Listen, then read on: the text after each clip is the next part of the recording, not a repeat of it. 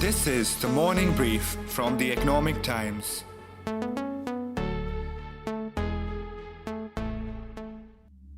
The Battle Royale has just entered round 2. The arena has changed, but the main warriors are the same. With their retail war in India reaching a climax, billionaires Jeff Bezos and Mukesh Ambani will now fight it out for India's biggest sporting extravaganza, the Indian Premier League. And the spoils? Rights worth over $5 billion to bring the IPL, a carnival of the one religion that binds the entire country, cricket, to the TV sets and mobile phones of its 1.3 billion people. Both Amazon and Reliance will try their best to snatch the bounty from the incumbent giant, Disney. Disney owns Star Sports, the current broadcaster. But Anirban, is it just cricket that's on sale? Far from it. Consumption is now more dynamic than ever, and IPL is potentially a marketplace where Bezos, Ambani, and others would try to sell everything, from the latest film releases on their OTT platforms to mobile service connections to perhaps even actual television sets on their e-commerce websites. As our colleague, the superb Times of India tracker of sports and media, K. Srinivas Rao says, cricket essentially is going on to become a catalyst for your other business model, for any other engagement model that you might try to create. The battle is not about cricket here. The battle is about big businesses wanting to gain market. How will all this come together? What is at stake here? And how are Reliance, Amazon, Disney, and others preparing their arsenal for this battle? And how will the experience of watching IPL change for you and me? Stay tuned. From the Economic Times, I'm Anirban Chaudhary. And I am Nehal Chaliawala. And you are listening to Battleground IPL, Reliance versus Amazon, on the Morning Brief.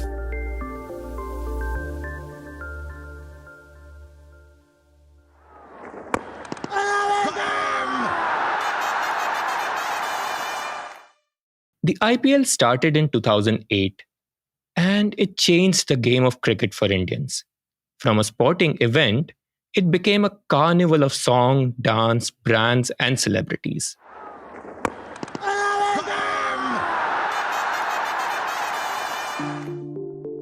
As the event got more popular with each year, the business of bringing the game to our homes also became bigger. Sony won the first ever IPL broadcasting contract for a whopping 8,200 crore rupees. The tenure was from 2008 to 2017. Then, Star Sports bagged the deal to broadcast for the next 5 years. While the contract tenure halved, the bill doubled to 16,347 crore rupees. Now, this is an important number. You do well to remember it, as it will form the basis of other numbers to gauge just how much and how fast IPL is scaling up. Now, around the time that Star got the deal, mobile data also became very cheap and accessible in India. And Star got the perfect opportunity to start streaming IPL directly to consumers on their smartphones. Now they had two revenue streams for the same property. Meanwhile, TV viewership numbers also went up. If the initial years, the IPL reach was about 200 or 250 million on TV only, today that has almost doubled to about 450 million on television, and additional viewership on the streaming platforms to about 250 million. That was Vineet Karnik, head of sports at media investment company Group M. And that is where we stand today. And this brings us to the contract for the next 5 years, which the Board of Control for Cricket in India, or BCCI, floated earlier this month. The number that stumped everyone was the base price of 32,890 crore rupees set for the next cycle. Remember, this is the price at which bidding starts. The winning bid will be way higher than this. Essentially, the base price this time is double of Star's winning bid of 16,347 crore rupees last time. So Anirban, why is such a steep jump in valuation? Well, for starters, this time the cost of digital rights is much higher, like several times higher, like 10 times higher. Also, last time companies bid for rights to 3 packages: TV, digital streaming, and broadcasting matches outside of India. This time, there is an additional package that gives the winner the joint rights to stream 18 of the most important matches.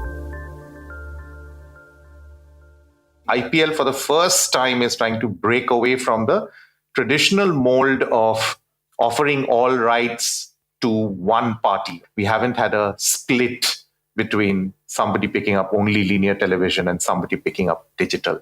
Also, the 4 packages, and very interestingly, that 18 match package, which sort of allows a third party a window to come in and participate. So that for me is going to be the most interesting thing to look out for, how that plays out. That's Ratindra Basu, the India head of American sports and event management company IMG. The rights in the third package are non-exclusive, and that makes this one a game changer. If that seems like a bouncer right now, we will come back to it later. So, 4 packages instead of 3. Also, unlike last time, one bidder can't make a consolidated bid for all rights this time. They will have to bid for each package separately, which could further drive up the prices. And there may be multiple winners. Imagine watching IPL on Star Sports on TV, but it being streamed by Amazon Prime on OTT. Here's Srinivas Rao or Srini explaining more. Star is going to make anywhere to the extent of 2,500 crore over and beyond their 5-year investment. That is no indicator to what the base prices are today. Until now, what was the game? The game was that I'm going to pay X amount of money to the cricket board or any sports body to grab the rights, and I'm going to sell it to my consumer, whether it's on digital or on television, at a certain price and earn out of it. Going forward, the broadcaster who grabs the rights for cricket may say, listen, I don't want your 100 rupees. Watch the cricket for free. Just buy the television from me. Watch the cricket for free. Just use my 5G data. This is the reason why you're looking at such a hike in base prices. And that's not the only thing that's driving up prices. The BCCI has calculated the base price with 74 matches per season. However, that will go up in the future as the format changes and each of the 10 teams play each other twice per season. When that happens, the winner will also have to pay more for the additional matches. Also, the winner of one package can challenge the winner of another for a rebid. That will escalate prices too. In fact, Srini estimates that the combined value of all the winning bids can go beyond 60,000 crore rupees. Wow. Who are the players who can afford paying this kind of money? Okay, let's talk about the first one, whom we'll call The Outsider. That's Amazon. Now, globally, the e-commerce giant has made big bets on the sports streaming business. For example, it is the official broadcaster of the English Premier League. When America's popular football tournament, NFL, kicks off later this year, the matches will be streamed on Amazon Prime. There's a classic example to explain Amazon. Forget English Premier League. What has been their big ticket investment in sport ever? This is about early 2021. Amazon went ahead and put $10 billion for a 10-year rights cycle only for Thursday night football in NFL. What is Thursday night in America? Thursday night is the beginning of the weekend, and that is why Thursday night football in America is big. Amazon went ahead and put in that kind of money, and then they planned an entire e-retail model, a weekend e-retail model around Thursday night football. And Amazon obviously is looking at the second biggest market in the world in terms of eyeballs, which is India. So imagine how big this is for Amazon. But Amazon can only bid for the digital packages.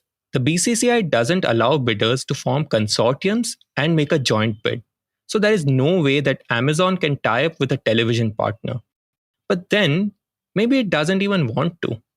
If it were up to Amazon, they would want to finish the television business today. For them, linear television does not exist anymore. Appointment viewing is dead. Only space where appointment viewing still exists is live sport. Because if a match is starting at 7:30 in the evening, it is going to start only at 7:30 in the evening. That Jeff Bezos wants to capture and take it away from television. This is what he has done to Thursday Night Football in America. Now, unlike Amazon, which has a tech stack ready for its streaming services, its arch nemesis is still building one. Its planned 24/7 sports channel hasn't even started yet. But this player has been known to enter a business segment and bowl out its opponents for pithy scores, often when they least knew what was coming for them. It plays a stealthy, attacking game, and hence we call it The Disruptor. We are, of course, talking about Reliance. Mukesh Ambani's company has come together with James Murdoch and Indian media's poster boy Uday Shankar for its IPL bid. Murdoch and Shankar's company Looper Systems and other investors may buy up to 40% in Viacom 18. What is Viacom 18? It is a media company jointly owned by Reliance's TV 18 and Viacom CBS. This is the company that will be bidding for the TV rights for IPL. Now, Viacom 18 is getting serious about sports broadcasting. It has already bought the rights to international sporting events like NBA in basketball, the upcoming FIFA World Cup, Italy's top football league Serie A, Spanish football league La Liga, French League One, ATP Masters in tennis, and the Abu Dhabi T10 cricket tournament. But what has it actually done in this segment? Nothing, right? When it's about Reliance, everybody's heard of the myth that, oh my God, Reliance is going to be big. But nobody actually knows how big is it, why it is so big, what exactly does it bring to the table. Have we seen anything from Reliance from a content perspective? No, we haven't. Does Reliance or Viacom 18 even have a standing, valid, well-to-do OTT product at the moment? No, it doesn't. Did it have a sports channel for Yankee Donkey years? No, it didn't. Also, it's smaller than the other players. Viacom's revenue is just 3,500 crore rupees. In comparison, the newly merged Sony Z entity, for instance, is a mighty 12,000 crore rupee entity in terms of revenue, while Disney Hotstar is at 14,000 crore rupees. But when it comes to Reliance, one can't afford to discount its history. We know what it did when it entered telecom. We know what it did when it entered petrochemicals. We know what it did when it entered polyester. We know what it did when it entered, e-retail. So we can never take this company lightly. It's the myth of that company that's building this up. Also, one must remember having Uday Shankar can be a huge, huge advantage for Viacom 18. After all, he is the guy who built Rupert Murdoch's Indian media business. He is also the founder of Hotstar, which now controls over 60% of the sports television market. Of course, Disney bought Murdoch's media empire in 2019. When you look at Reliance, they don't really have the time to build this up. The tender is already out. The e-auction is already going to be held in a month and a half from now. So Reliance wanted a player who could advise them, help them understand how to play this game from right at the top. And that's why they brought Uday Shankar in. Now, why is Uday Shankar coming back into this game? He's coming back, and this is my personal belief. I wrote a story on, the very rights that Uday Shankar bought for Star and handed it over on a platter to Disney in America. It would be his last cover drive along the covers to take it all the way back. Why? Because I'm personally of the belief that Uday Shankar did not leave Disney on a very happy note. He wanted to head it globally. That did not happen. He may deny this. He will never agree to this, but that's a fact. And that is the reason he is still hungry for this. This is his last battle. He knows that he's the king in this space and he can make things turn. And that is what he'll be eyeing to do. And that is why he is in this space. Once he gets these rights, he will move on in life once again. That's Uday Shankar's story. Remember what we said at the start of the podcast? This is the second fight between Reliance and Amazon. They have been locked in a bitter legal battle over Kishore Biyani's near bankrupt company, Future Retail.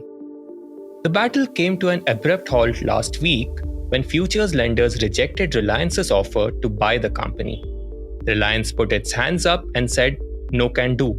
But has it lost? No. You see, before that, it took over 200 stores of Future Retail because the company couldn't afford to pay the rent. It is now rebranding these stores as Reliance stores. What does that mean? Basically, Reliance has taken over the retail business of Future for a fraction of the $3.4 billion that it had originally offered. Told you, Reliance is a stealthy attacker. The round two between Amazon and Reliance may not be as ugly and long drawn, but it will surely be as thrilling. Let's now look at the stakes for our third player, whom we call The incumbent. This is being made so much about Mukesh Ambani, Jeff Bezos, Reliance versus Amazon, two elephants, e-retail war, telecom war, and everything, that we are missing out on one simple point here. We are missing out on the largest content manufacturer and archive holder in the world, Disney. We're talking about a company with $102+ billion market cap. You're talking about serious giants out here. Disney will go all out to do whatever it can to save these rights. Remember this, Disney shut down all their broadcast and production businesses in Southeast Asia over the last 2 years of the pandemic that we saw. They shut down around 40 channels in Southeast Asia alone, except for India. They stuck with India. Why? Because this is the only market where they want to be. Remember, Hotstar is still a good 25 to 28% contributor to the Disney Plus umbrella. And that's a huge, huge chunk. And they will do everything within their capacity to ensure that Hotstar stays relevant. So it doesn't matter what the industry is saying, Disney is going to be a very, very big player. That's right. Disney also owns sports broadcaster ESPN and comes with tons of experience. You could say that it is easily the most seasoned player in this bidding war. The people at Disney know how important it is for them to retain IPL. In a recent interview to ET, the president of Disney and Star India, K. Madhavan, said that it will be going aggressively behind the rights. But remember, Disney plus Hotstar has been making losses in India for the last several years. So there is a limit to the money that they can burn bidding for IPL. One line that defines Disney more than anyone else. It's not the price at which you take the rights away. It's at the price at which you decide enough is enough and I can't continue any further. That is the only question Disney has to ask itself. In fact, this is the question that all bidders need to ask them. This includes Sony and its new partner Z. The two companies merged last year, and to quote Srini, if the merger was akin to a marriage, the buying of all or any cricket rights this year will be the newlyweds' perfect honeymoon. End quotes.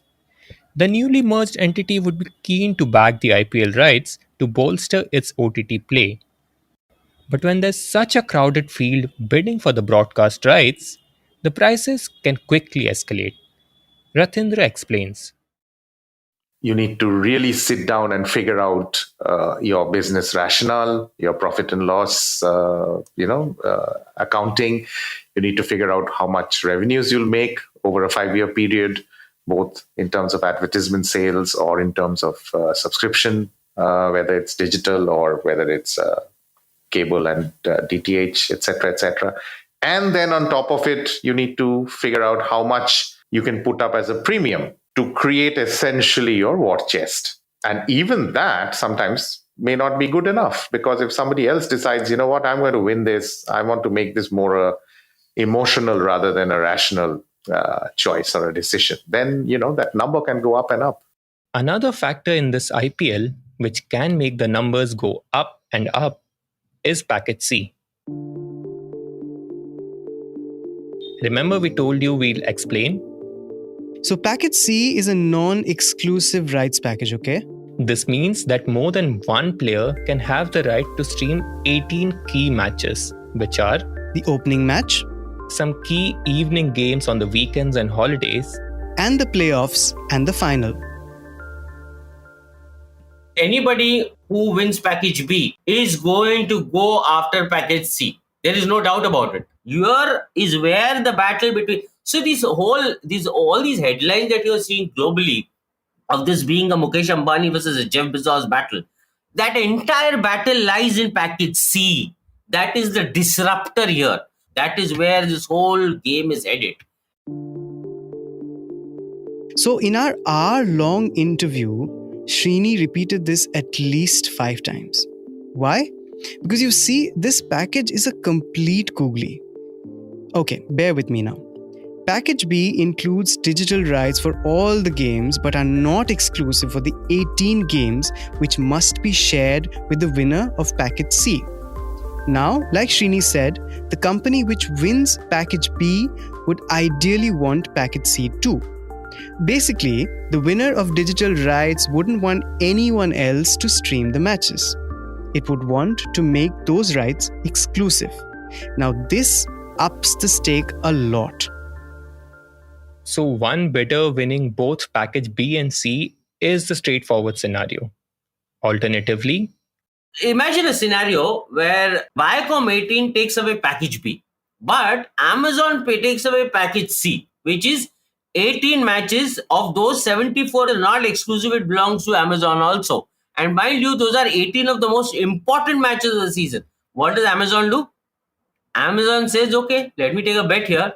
I'm going to put this free on air. I'm not even going to charge my customer the money. Take it for free. I'm willing to bear that loss. Will people go in for a Viacom 18 subscription? What if they say that, okay, I don't mind, I will watch only 18 matches this year because, again, those are the most important matches.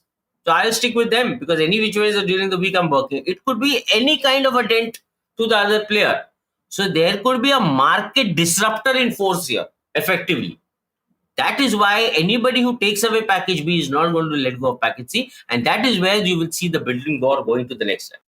But while the stakes are extremely high for all players, does the loss of rights mean the end of the road for them? Say for a Disney plus Hotstar, which is so much riding on it? No way. It's just one match lost and the bigger game remains, as Vineet tells us. I mean, see, every network will have a strategy. What if they win and what if they don't, right? And make no mistake, the interesting part of this timeline is there are 3 rights coming in to play, which are going to be very, very busy and marquee rights. You need to be aware that ICC rights are also coming for renewal before December and before the World Cup, ideally, right? So you have got ICC's right to be won. You have the BCCI India cricket rights coming in for renewal next year. Yeah. So these are 3 very, very important rights that are coming in for renewal. And all the network from a strategy standpoint will consider all these rights in terms of how they would want to play.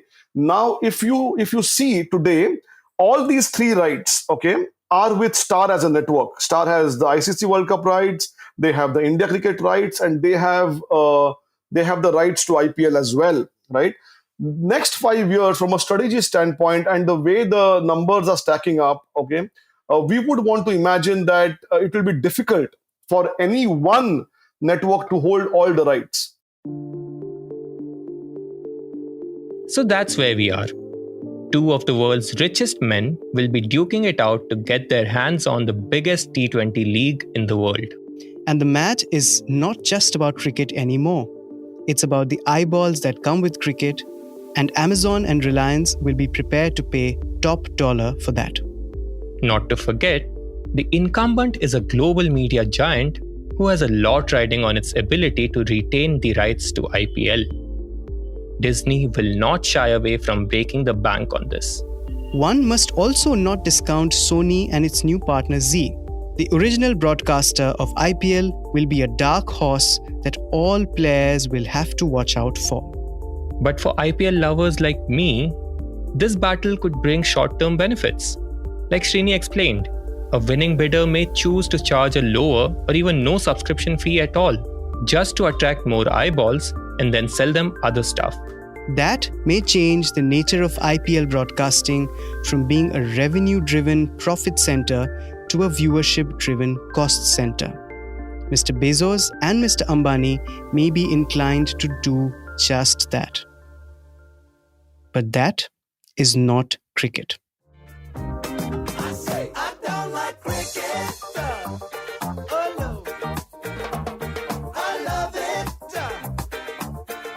That's all from us today. You've been listening to Battleground IPL Reliance vs Amazon on the Morning Brief. I'm your host Nehal Chaliawala. I'm Anirban Chaudhary.